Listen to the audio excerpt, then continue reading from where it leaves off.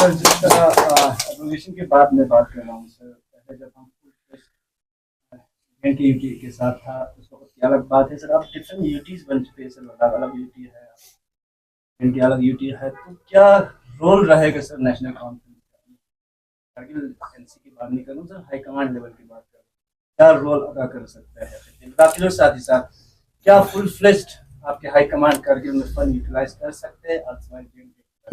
और इस सारे बहुत सारे इश्यूज हैं लद्दाख में, जिस तरह लड़ाई आप लड़ रहे हो पद यात्रा को लेकर, काफी सारे डिमांड्स है, क्या कुछ करोगे सर नेशनल कॉन्फ्रेंस? देखिए, नेशनल कॉन्फ्रेंस अगर आप पॉलिटिकली बोल रहे हैं तो, या चाहे वो यूटी अलग हो चाहे स्टेट अलग हो, कोई फर्क नहीं पड़ता है। आप खुद जानते हैं कि कोई भी पॉलिटिकल पार्टी किसी भी स्टेट में जाके इलेक्शन लड़ सकता है और वहां पे अपना काम कर सकता है। इसी तरह से लद्दाख यूटी बना, बेशक यूटी बनने का ये मतलब नहीं है कि पॉलिटिकल पार्टी भी अलग हुआ है। जहां जिस पार्टी का एग्जिस्टेंस है वहां पे एग्जिस्ट करता है, जिस तरह से नेशनल कॉन्फ्रेंस यहाँ पे हमारा काम एग्जिस्ट कर रहा है। और आप अभी हाल ही पार्लियामेंट्री इलेक्शन में आपने देखा होगा, एक तो हमारे यहाँ से हमारे पार्लियामेंट मेंबर यहाँ से गए हैं, उसके बाद नेशनल कॉन्फ्रेंस के 2 मेंबर जो है हमारे पार्लियामेंट में है, वो लद्दाख के इश्यूज को लेके वो भी वहाँ पे बात करते हैं। हमारा जो भी इशू हो वहाँ के मेंबर जो है सपोर्ट करेंगे, और इंशाल्लाह हमें उम्मीद है कि जो भी लद्दाख का मसाइल होगा, लद्दाख के इश्यूज होगा, उस पर इंशाल्लाह आने वाला जो हमारा सीएम होगा इंशाल्लाह उमर अब्दुल्ला साहब, वो भी अपना आवाज जो है जरूर उठाएंगे। तो इसका ये बहुत ही गलत एक परसेप्शन है कि भाई आप भला यूटी बन गए हैं तो क्या रिलेवेंस होगा।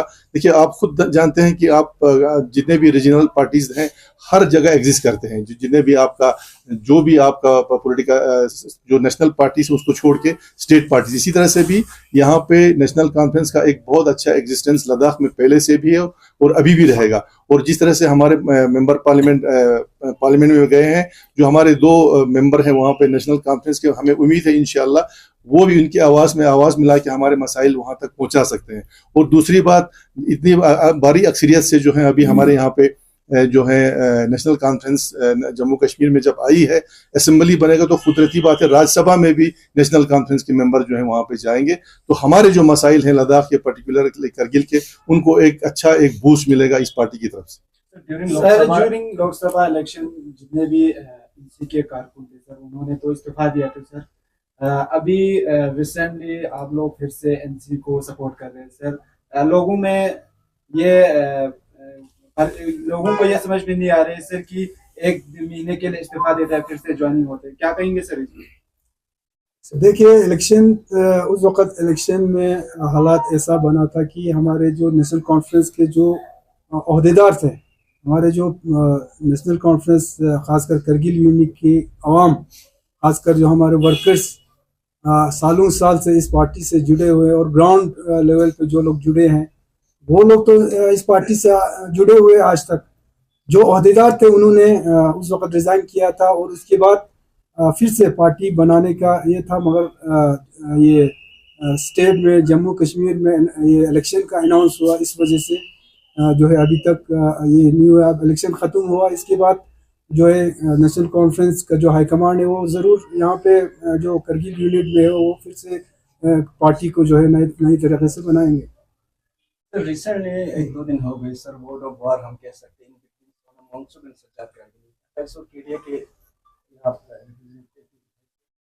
क्या कुछ कहोगे सर? सज्जाद साहब का कहना है कि सोना मंसूर नहीं चाहते कि सज्जाद नहीं, उसमें वर्ड ऑफ वॉर जिस तरह आप लोग इस चीज़ को ले रहे हैं, मुझे नहीं लगा कोई वर्ड ऑफ वॉर है।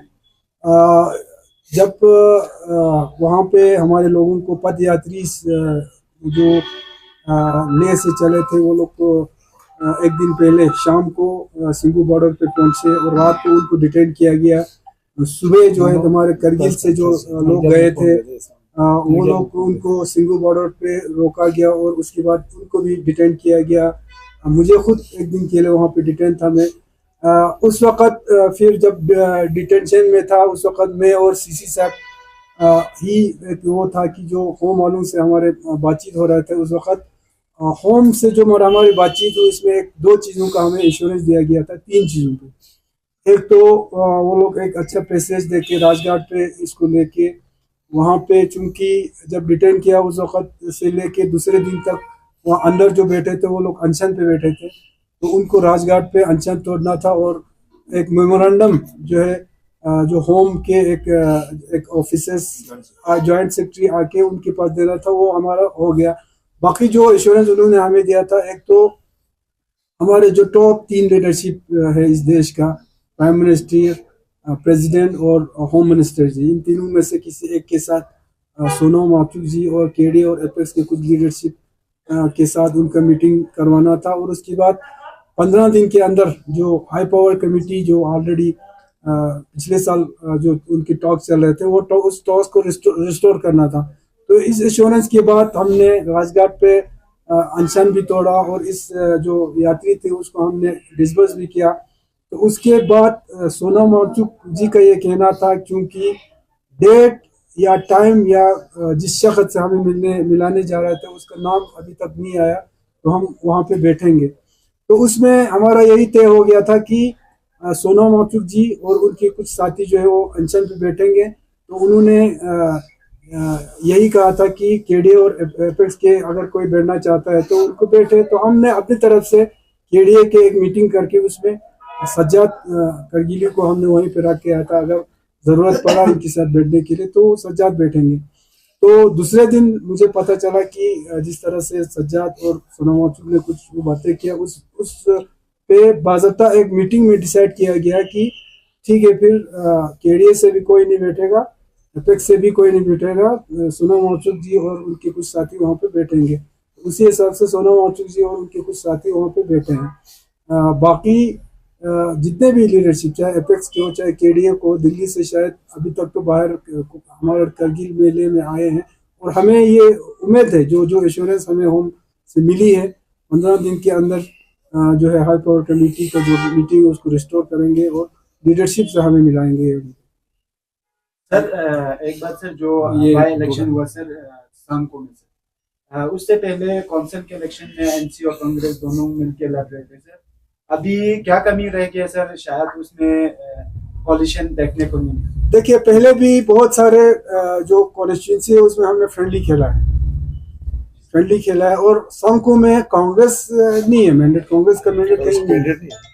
तो कांग्रेस के वहाँ के यहाँ की जो लीडरशिप है उन्होंने तो नेशनल कॉन्फ्रेंस का साथ दिया है, लेकिन लोकल लेवल पे उनके कुछ लोगों ने जो 2 कैंडिडेट है उसमें से अलग अलग लोगों को सपोर्ट किया होगा, लेकिन डायरेक्ट कांग्रेस का वहाँ पे कोई कैंडिडेट नहीं है।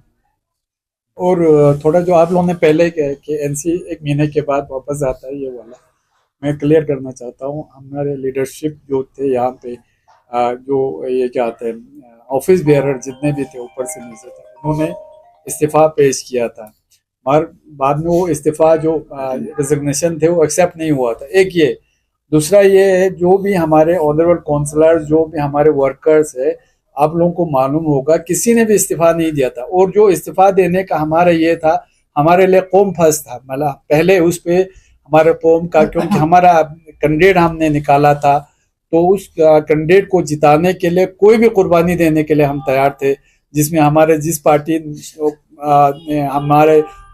में हम मतलब सालों साल से रहे हमारे क़यादत में, इसलिए इस्तीफा पार्टी हाईकमांड को दिया था, ताकि हमारे कैंडिडेट जो है, जो हमने ज्वाइंट कैंडिडेट निकाला था करगिल के या लद्दाख से, तो उनके वोट में तो कोई फर्क नहीं आ जाए उसके लिए दिया था। बाकी 1 महीना 1.5 महीना वाला बिल्कुल मसला नहीं है। हमारे किसी, आप लोगों को शायद मैं क्लियर कर दूं, हमारे किसी काउंसलर ने या हमारे किसी वर्कर ने और बाकी मेंबरशिप से, बेसिक मेंबरशिप से किसी ने इस्तीफा नहीं दिया था। और बाद में जो है हमारे जो ये थे लीडरशिप थे जिन्होंने इस्तीफा दिया था, वो पार्टी क़यादत ने एक्सेप्ट भी नहीं किया।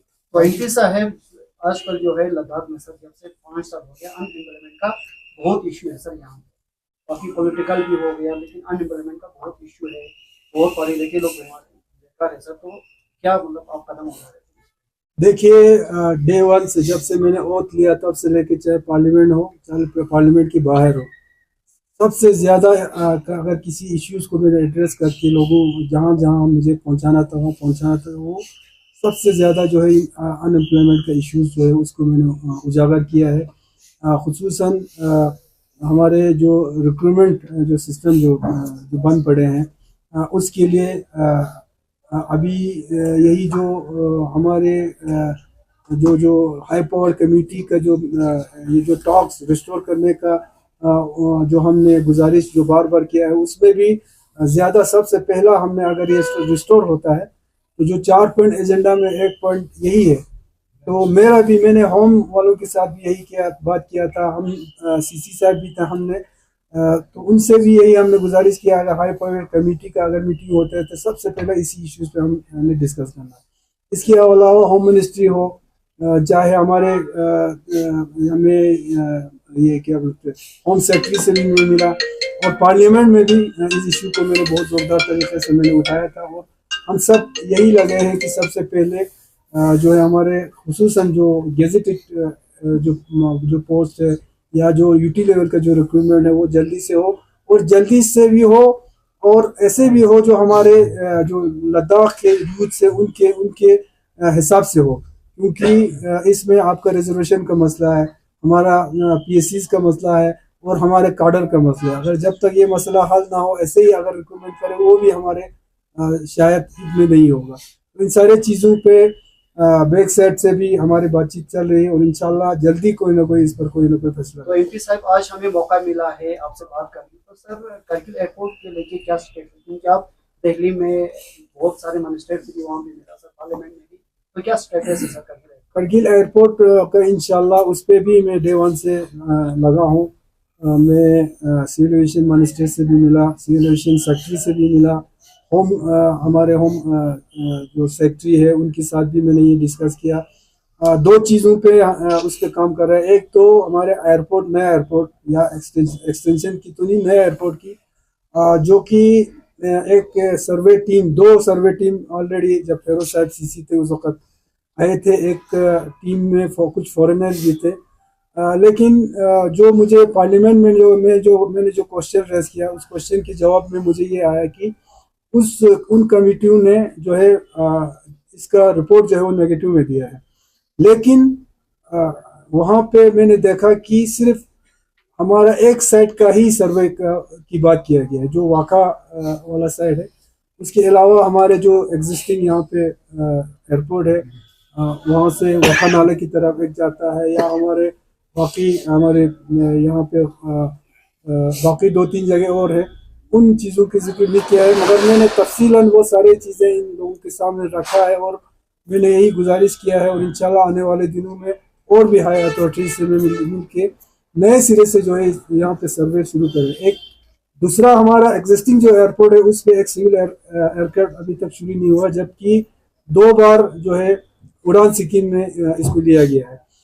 उसका भी ये है कि मैंने मंत्री से भी मिला, मैंने डिफेंस से भी बात किया, डिफेंस नहीं है होम से भी बात किया, और इंशाल्लाह आने वाले दिनों में उन्होंने मुझे प्रॉमिस ये किया कि 60-70 सीटर की जो अगर एयरक्राफ्ट कहीं नहीं मिलता है तो कम से कम हम एक 19 सीटर का हम शुरू करेंगे। लेकिन मैं थोड़ा इसमें ये उनके पीछे ये पड़ा हूँ कि शुरू ही अगर करना है तो 60-70 सीटर का एक एयरक्राफ्ट जो कि 1-2 कंपनीज के पास है, उसमें कंपनी वाला तैयार नहीं हो रहा, क्योंकि वो अपने बिजनेस के हिसाब से रूट्स का देखता है। तो उसमें मेरा कोशिश यही रहेगा कि जो होम मिनिस्टर साहब है हमारे, उसका अगर इंटरवेंस हो तो इंशाल्लाह मैं कोशिश करूँगा लोगों से मिलने के लिए। तो मैं कोशिश यही कर रहा हूँ कि जल्दी से जल्दी कम से कम एक सिविल एयर सर्विस जो है इस एयरपोर्ट पे शुरू हो। For more updates, subscribe to our channel Kargil Today. Click the show links and enjoy watching the videos. Like us on Facebook and follow us on Instagram. Keep watching Kargil Today. Keep enjoying Kargil Today, the only voice of Kargil Ladakh.